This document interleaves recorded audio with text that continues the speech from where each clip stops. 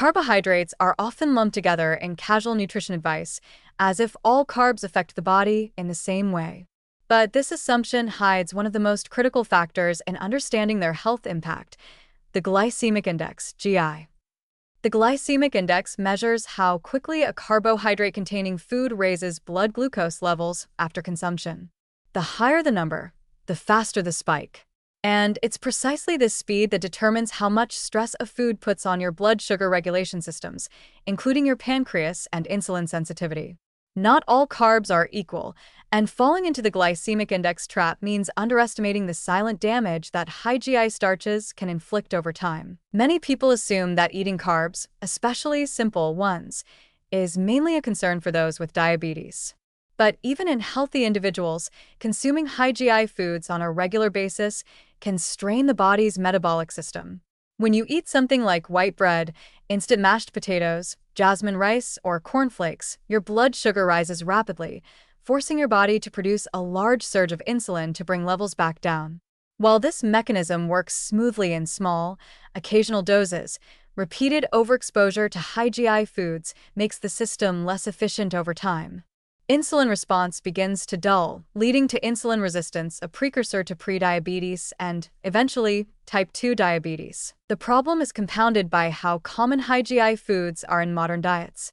Many items considered normal parts of a meal or snack, like sandwich bread, breakfast cereal, or white rice, have GI values on par with or even higher than some sugary desserts.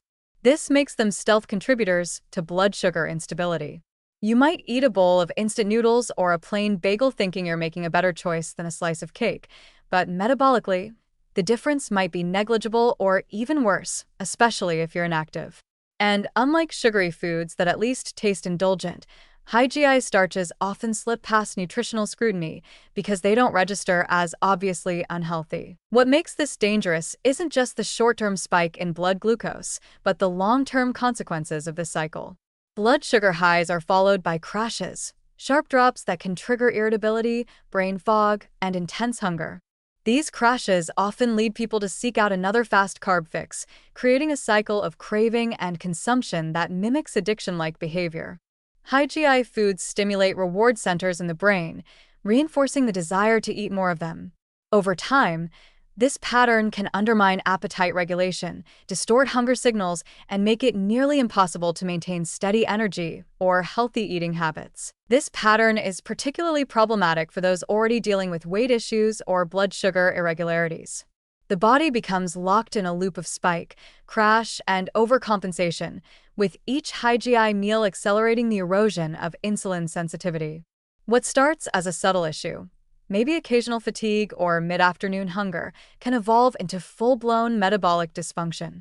The rise in prediabetes among young adults, teenagers, and even children is closely tied to this flood of high GI carbohydrates in the food supply. Even so-called health foods can fall into the glycemic trap. Many products labeled as low-fat, low-calorie, or whole grain still have a high glycemic index. Instant oatmeal, rice cakes, low-fiber breakfast bars, and many commercial granolas are prime examples. Without the balancing presence of protein, fat, or fiber, their starches digest quickly and raise blood sugar rapidly. And because they're marketed as healthy, they're often consumed in large quantities or with less scrutiny, leading to the illusion of eating well while metabolically doing harm. The solution lies not in eliminating carbohydrates entirely, but in understanding their impact and choosing those that release glucose more slowly into the bloodstream.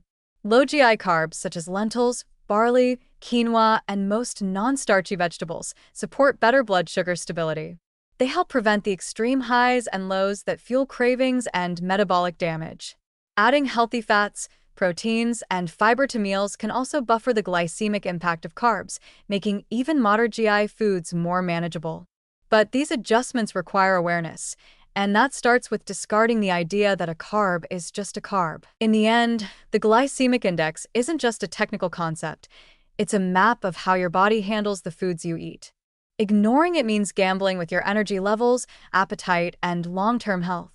By paying attention to how quickly carbs affect blood sugar, you can begin to avoid one of the most common and overlooked pitfalls in modern diets. The real danger isn't just sugar, it's starches that act like sugar but wear the mask of everyday normalcy.